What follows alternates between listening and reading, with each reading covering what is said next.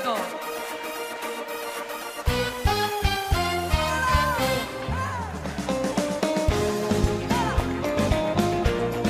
כמה טוב שיש מחר. כמה טוב. לקום כל פעם מחדש ולהתפלל ולהודות לבורא עולם.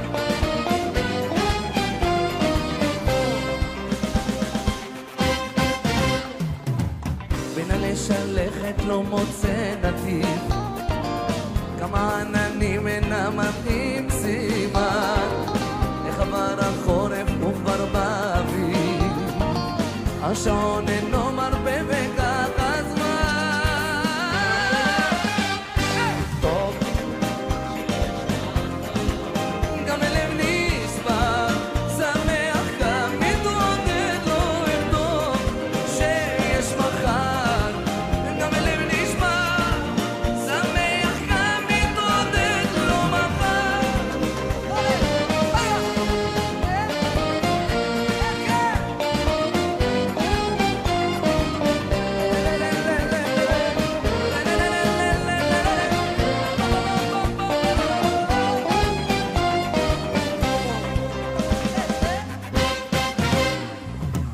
כך עם החיים הכל נראה פשוט, הכל בוקר ויוצא אל התפילה, יום אחד שמח, השני נחות, מה לעשות? כל אחד רוצה מה שהשם נתן, אבל אני רוצה לשמוע אתכם, שירו לי!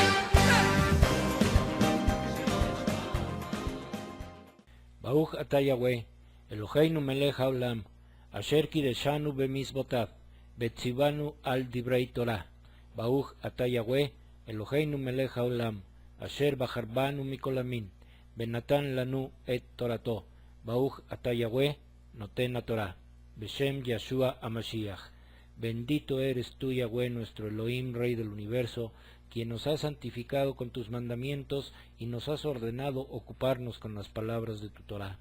Bendito eres tú, Yahweh, nuestro Elohim, Rey del universo, que nos has elegido de entre todos los pueblos y nos has dado tu Torah. Bendito eres tú, Yahweh, dador de la Torah. En el nombre bendito de Yeshua HaMashiach. Amén y amén. Shalom, mis amados, Baruch atah Yahweh, Baruch atah Yeshua HaMashiach. Bienvenidos una vez más al estudio semanal de la Torah, y en esta ocasión veremos el tema ¿quién es Yahweh para que yo le obedezca? Bien, vamos a irnos al libro de Shemot o Éxodo, en donde vemos que Moshe y Aarón comenzaron el proceso de dar a conocer el nombre de Yahweh, porque el Elohim de Israel dijo: seré el que seré. Esto lo vemos en Éxodo 3:14. Después vemos que Faraón respondió en el siguiente verso, que dice así: pero Faraón respondió: ¿quién es Yahweh que yo he de obedecer lo que él dice que deje ir a los hijos de Israel? Yo no conozco a Yahweh, y tampoco dejaré ir a Israel. Bien, en este estudio veremos entonces cómo Faraón va a conocer tanto el nombre de Yahweh para que le obedezca. En el libro de Éxodo, capítulo 10, versos del 1 al 20, ahí encontramos la octava plaga, que fueron las langostas. La plaga de langosta fue un ataque directo de nuestro Abba Yahweh a los dioses de Egipto, que representaban a la deidad pagana de los campos, símbolo de riquezas y prosperidad económica. Por eso vemos que cayó primero el granizo para acabar con esa prosperidad del campo, y lo que no fue destruido por el granizo, las langostas lo acabarían. Vamos a ver esto en el verso 12, que dice: Yahweh dijo a Moshe: extiende tu mano sobre la tierra de Mitzraim, para que las langostas invadan la tierra y coman toda planta que el granizo dejó. Algunos siervos de Faraón, que ya habían entendido el poder de nuestro Abba Yahweh, le ruegan que ceda, pero Faraón tiene endurecido su corazón. La plaga de langostas terminó el trabajo de destrucción iniciado por la plaga de granizo. como vimos anteriormente, y en un claro juicio contra los dioses egipcios, protectores de estas cosechas. Y en el verso 9 del capítulo 10, Moshe hace una declaración importante de tener en cuenta. Vamos a leerlo, dice así. Moshe respondió: nosotros iremos con nuestros jóvenes y nuestros ancianos, nuestros hijos y nuestras hijas, e iremos con nuestras manadas y rebaños, pues es festividad del Eterno para nosotros. ¿Por qué dijo Moshe que era festividad de Yahweh para ellos? Nosotros no vemos en ningún lado que nuestro Creador le haya dicho a Moshe que iban a celebrar alguna fiesta en el desierto. Entonces, ¿de qué está hablando Moshe? Moshe no está hablando solo de la liberación del pueblo de Israel y de la opresión egipcia, pero Moshe dijo que habría una fiesta de Yahweh preparada para Israel a la cual debían de asistir. Entonces, ¿cuál es esa fiesta? ¿Alguien sabe? Esa celebración obviamente era una boda. Sí, una boda en el monte Sinai, donde nuestro Abba Yahweh entregó el contrato matrimonial, la Torá. Después, en el capítulo 10, verso 21, vemos lo siguiente.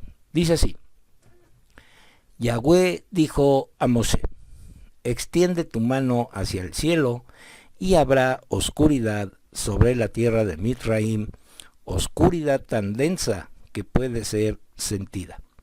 Bien, esta plaga vino sin ninguna advertencia al faraón.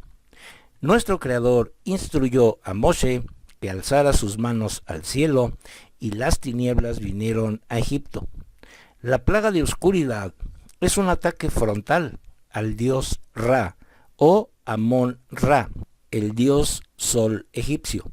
El dios sol es como cualquier otro de los falsos dioses, y esto es abominación para Yahweh, porque esto es idolatría. Por lo tanto, la oscuridad reinó entre los egipcios, pero la luz de la presencia de Yahweh estaba con sus hijos. En el verso 23 dice a continuación: la gente no se podía ver una a la otra, y nadie fue a ningún sitio por 3 días, pero todos los hijos de Israel tenían luz en su casa. Bien, vamos a comparar este verso con lo que dice el libro de Apocalipsis capítulo 21, verso 23. Dice así: la ciudad no tiene necesidad de sol ni de la luna que resplandezcan sobre ella, porque la Shekinah de Yahweh le da luz, y su lámpara es el Cordero. Lo que vemos aquí entonces es que la gloria del Padre iluminó toda la ciudad Kadosh. Recordemos entonces que Constantino, el fundador de la reciente llamada Iglesia, era no solamente sacerdote del dios Sol, sino que se veía a sí mismo como un dios. Y esa fue la razón que tuvo para cambiar el calendario lunar por el calendario solar, y fue precisamente su adoración al sol. Constantino sabía que sin el calendario de nuestro Abba Yahweh y su dirección, sus seguidores no podrían atender a las citas eternas del Creador, y poco a poco perderían su identidad y herencia. Y esto es cierto. Sin el calendario correcto, las fiestas de nuestro Abba Yahweh, que son citas con sus hijos, son completamente extrañas para los no creyentes en Abba Yahweh, el Elohim de Israel.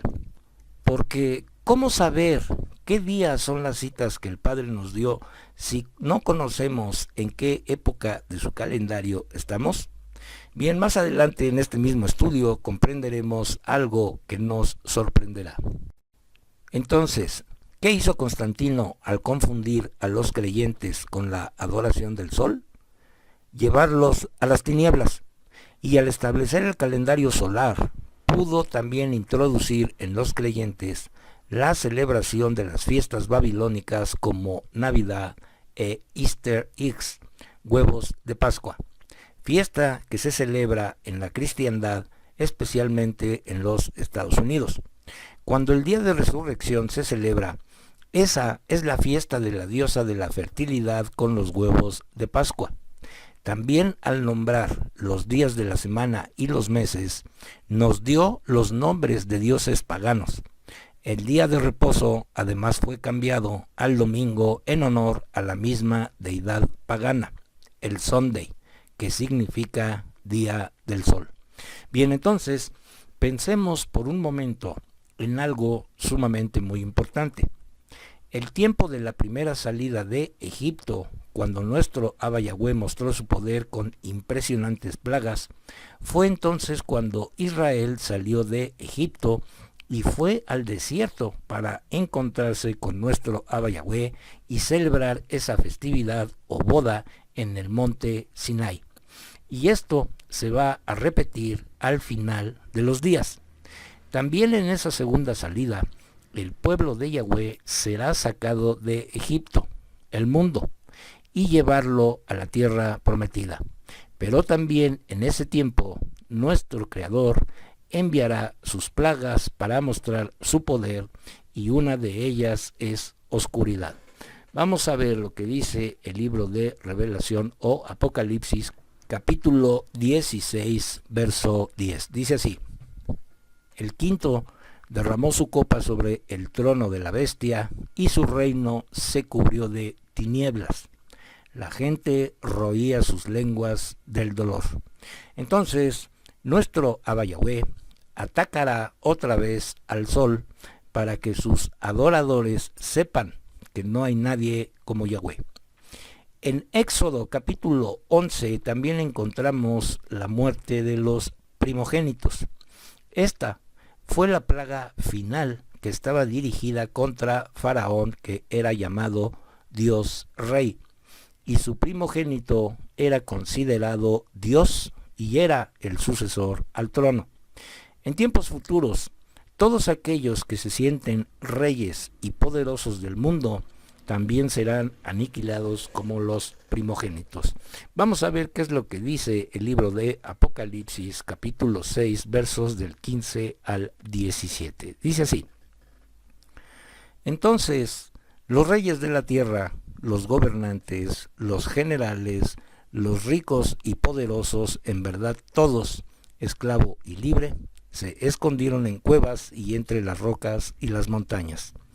Y dijeron a las montañas y rocas: caigan sobre nosotros y escóndanos de la faz del que está sentado en su trono y de la furia del Cordero, porque el gran día de la furia ha llegado, ¿y quién lo puede soportar? Entonces, es importante resaltar que la palabra de nuestro Abba Yahweh nos aclara en cada una de las plagas que el pueblo de Israel no era tocado por ninguno de estos juicios, mientras que el pueblo de Egipto estaba en tinieblas. Y en las casas de Israel había luz, como ya vimos. Y esto es solamente una muestra de la fidelidad de nuestro Creador, pero a la vez también es una advertencia para nosotros, los que estamos viviendo estos tiempos proféticos. Por eso voy a hacer las siguientes preguntas. ¿Estamos seguros de seguir el camino de nuestro Abba Yahweh? ¿Seremos sellados y protegidos del efecto de los juicios postreros? Bien, en el capítulo 12 vamos a poder entender y evaluar mejor nuestro camino frente a nuestro Abba Yahweh. Vamos a leer los versos 1 y 2 de este capítulo 12 que dice: Yahweh habló con Moshe y Aarón en la tierra de Mizraim. Él dijo: ustedes empezarán su calendario este mes. Será el primer mes del año para ustedes. Y en Éxodo 12, 6 y verso 14 vemos la institución del Pesaj. Vamos a leerlo, dice así: lo apartarán hasta el día 14 de este mes. Entonces toda la multitud de la asamblea de los hijos de Israel lo matará entre anocheceres. Este será un día para ustedes recordar y celebrar como festividad a Yahweh. De generación a generación lo celebrarán por ordenanza perpetua. Bien, entonces, nuestro Abba Yahweh ordena el mes de Aviv como primer mes del año y ordena celebrar Pesaj el día 14 del mes. Pero, ¿cómo ordenó Yahweh celebrar Pesaj? El cordero debía ser tenido en la casa desde el día 10 hasta el día 14. ¿La razón? Pues los miembros de la casa debían establecer una relación afectiva con el cordero, de tal manera que su sacrificio tuviera un costo para todos. Esto es muy significativo si pensamos en el sacrificio de nuestro Mashiach Yeshua. Asimismo, el cordero debía tener 1 año de edad y no tener ningún defecto, y debía ser inmolado entre las 2 tardes. Exactamente como años después vemos al cordero de Yahweh sacrificado por nosotros. Entonces, la sangre debía ser puesta en el dintel de la puerta.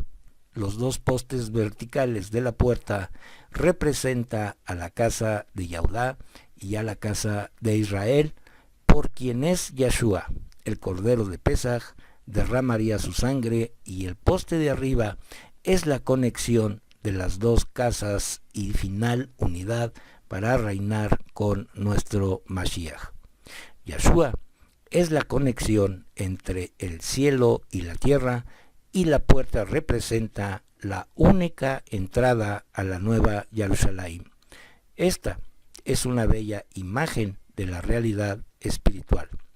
La casa donde debían estar los israelitas representa la casa de nuestro Abba Yahweh y su protección, ya que cuando Yeshua vive en nuestros corazones, entonces somos protegidos de nuestros enemigos. En el verso 11 dice lo siguiente: aquí está como han de comerlo, con sus cintos abrochados, sus sandalias en sus pies y su vara en su mano. Y lo tienen que comer apresuradamente. Es el Pesaj de Yahweh. En los versos 13 y 14 continúa diciendo: la sangre servirá como señal que marca las casas donde ustedes están. Cuando yo vea la sangre, yo pasaré por sobre ustedes. Cuando yo golpee la tierra de Misraim, el golpe de muerte no los golpeará a ustedes. Este será un día para ustedes recordar y celebrar como festividad de Yahweh. De generación a generación lo celebrarán por ordenanza perpetua. Bien, entonces, muchas veces encontramos en los creyentes cristianos que la creencia de la Pascua fue instituida en el tiempo de Yeshua con su sacrificio y resurrección. Aunque la sangre en los postes es simbólica del sacrificio de Yeshua, pocas veces vemos la muerte de nuestro Mashiach como el cumplimiento perfecto de la profecía dada por Yahweh a su pueblo en Egipto. En la Biblia Reina Valera, inclusive aparece en el libro de Marcos capítulo 14 el título de institución de la Cena del Señor, como si esta hubiera sido la primera vez que se efectuara. La desconexión que existe entre el pasaje de Éxodo y el cumplimiento en los evangelios es una de las razones por las que el cristianismo ha desechado las fiestas de Yahweh, sin entender que su ordenanza es perpetua en primer lugar, y que la venida de Yeshua, y en especial su muerte y resurrección, fue el cumplimiento de las citas que nuestro Abba Yahweh había ordenado a su pueblo. Entonces, cuando murió Yeshua, nuestro Mashiach murió exactamente el día 14 del mes de Aviv, mientras en Israel todos los judíos llevaban al templo sus corderos y se preparaban para consumirlos. Yeshua cumplía perfectamente lo anunciado proféticamente. Entonces, ¿cuántas personas a tu alrededor piensan que la llamada última cena fue como una cena de despedida. ¿Y cuántos saben lo que es el Pesaj de Yahweh? En el concilio de Nicea fue también donde se ordenó una Pascua paganizada, completamente aislada de la ordenanza inicial y con una fecha diferente. Recordemos entonces las espantosas palabras que profirió el emperador Constantino, consignadas en los documentos católicos de ese concilio de Nicea. Dice así: nos ha parecido a todos que sería indigno guardar esta tradición de la más alta solemnidad, siguiendo las costumbres de aquellos judíos inmundos y miserables, quienes habiendo manchado sus manos con tan horrendo crimen, están además totalmente ciegos en sus mentes. Es correcto que, rechazando las prácticas de ese pueblo, celebremos a todas las futuras generaciones la celebración de este rito en un orden más legítimo, y así no tengamos nada en común con esa chusma de judíos, y que la costumbre permanezca en armonía con la ciudad de Roma, y así no tener ninguna relación con judíos perjuros. Lo que acabamos de leer fueron las palabras que dijo el emperador Constantino en el concilio de Nicea. Por consiguiente, se ordenó que la celebración debía hacerse el primer domingo después de que apareciera la primera luna llena, luego del equinoccio de primavera, es decir, cuando comienza la primavera. Si en alguna ocasión la Pascua de Resurrección cristiana coincidiera con la fiesta judía, se cambiaría para el siguiente domingo, y así es como se hace hoy en día por la Iglesia Católica, y asimismo la siguen los cristianos. Vamos a ver qué es lo que dice el libro de Primera de Reyes, capítulo 18, verso 21. Dice así: Elías se acercó a todo el pueblo y dijo: ¿hasta cuándo saltarán ustedes de un lado al otro? Si Yahweh es Elohim, síganlo, pero si es Baal, síganlo. El pueblo no le respondió ni una sola palabra. Nosotros entonces seguimos a Yahweh, el Elohim de Israel. ¿A quién sigue el cristianismo? El cristianismo sigue fielmente a Roma, y toman la figura de Yahshua y lo sacan del contexto hebreo para convertirlo en un dios griego, y dejan atrás las ordenanzas del Padre, cuando el mismo Yahshua dijo en Marcos 12:29 lo siguiente: Yahshua respondió: el más importante es Shema Israel, Yahweh Eloheinu, Yahweh Echad. Escucha, oh Israel, Yahweh nuestro Elohim, Yahweh uno es. En el libro de Éxodo capítulo 12, versos del 15 al 17 dice: por 7 días comerán matzah. En el primer día removerán la levadura de sus casas, porque el que coma hametz, pan deudado, desde el primer día hasta el 7º día será cortado de Israel. En el primer y 7º días tendrán asamblea apartada para Elohim. En estos días ningún trabajo será hecho, excepto lo que cada uno tiene que hacer para preparar su comida. Solo pueden hacer eso.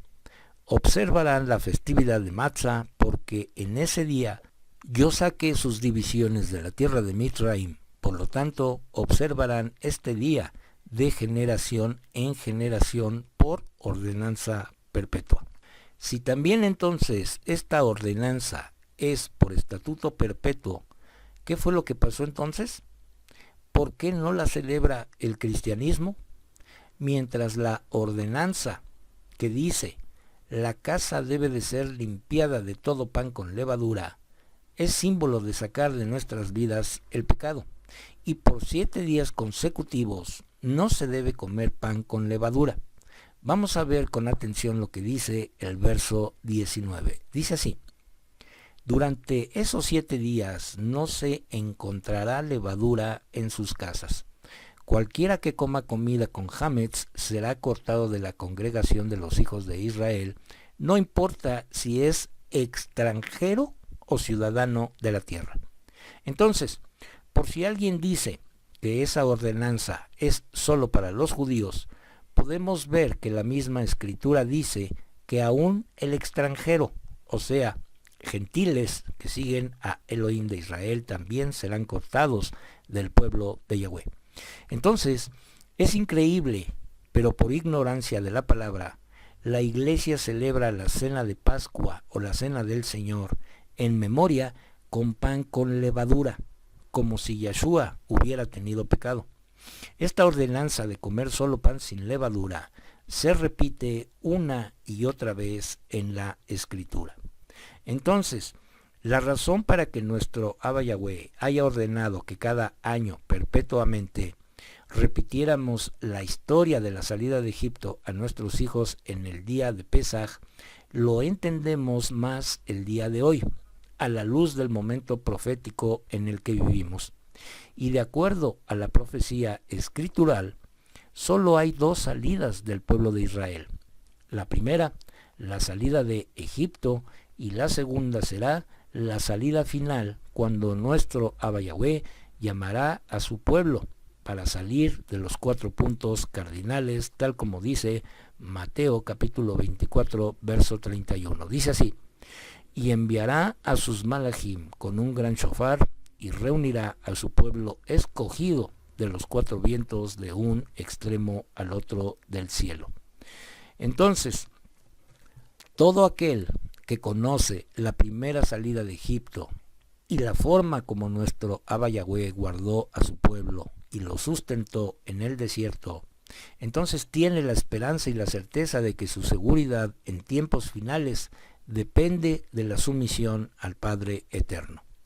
En el libro de los Efesios capítulo 2 se nos dice que antes vivíamos muertos en pecados, pero que mediante el sacrificio de Mashiach Yahshua y obediencia a la Torá, nosotros hemos venido a formar parte del pueblo de Israel con la ciudadanía, con las mismas promesas, con la misma esperanza y con la misma tierra prometida para habitar, porque solo hay una tierra de Israel.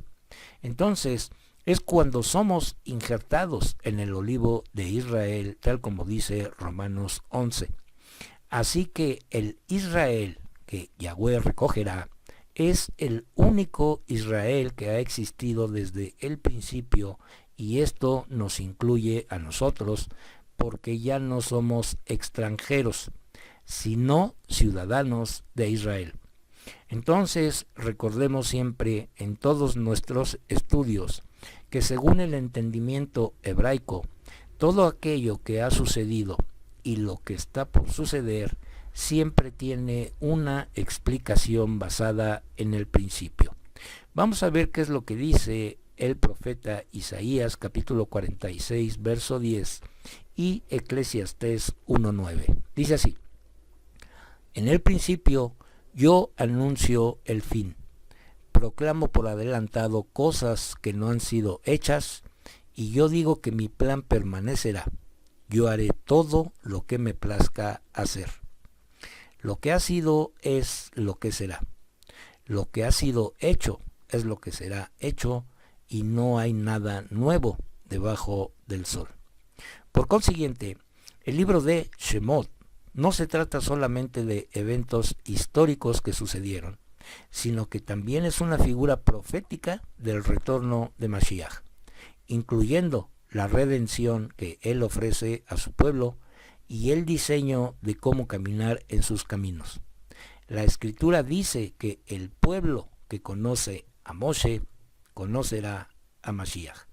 Entonces, nosotros miraremos adelante y no temeremos a su segunda venida, sino que seremos animados porque hemos estudiado el principio, de tal modo que tenemos el entendimiento del fin. Nuestro futuro está fundamentado en el principio. Por lo tanto, el libro de Apocalipsis o Revelación es un espejo del libro de Shemot. La historia de la salida de Egipto es una lección importante para nuestras vidas el día de hoy, ya que contiene las revelaciones del mañana. Entonces, ¿cómo nos preparamos para el retorno de Mashiach? La respuesta a esta pregunta la encontramos en las Escrituras. ¿En dónde? En Bereshit, porque ahí están moldeadas todas las palabras dadas a Moshe. Por consiguiente, Egipto es un tipo del sistema del mundo, el cual nos mantiene con ataduras. Seamos pues un pueblo que sale de Egipto el día de hoy y que va a adorar al Rey de Reyes y Señor de Señores. Lo que fue, eso será, y lo que se hizo, eso se hará. Y no hay nada nuevo debajo del sol. Por lo tanto, ¿habrá hoy en día alguien que diga, ¿quién es Yahweh para que yo le obedezca? Pues bien, mis amados, con esto terminamos el estudio de hoy, y si es la voluntad de nuestro Abba Yahweh, la próxima semana estaremos subiendo un estudio más de la Torá. Que nuestro Abba Yahweh resplandezca su rostro sobre cada uno de nosotros y de nuestras familias, y nos dé su shalom.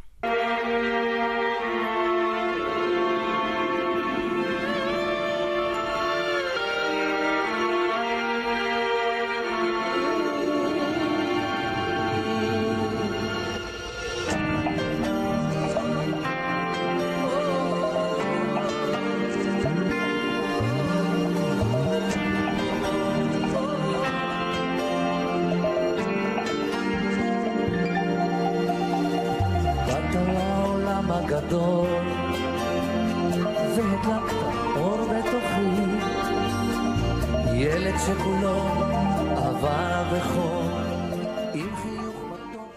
ברוך אתה יהוה, אלוהינו מלך העולם, אשר נתן לנו תורת אמת, בחיי עולם נטע בתוכנו.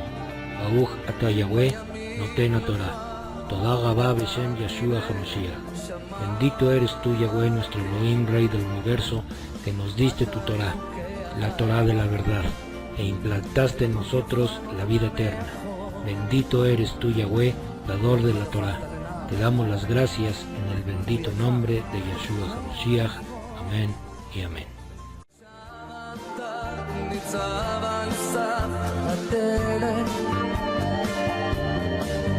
ציפור שמריעה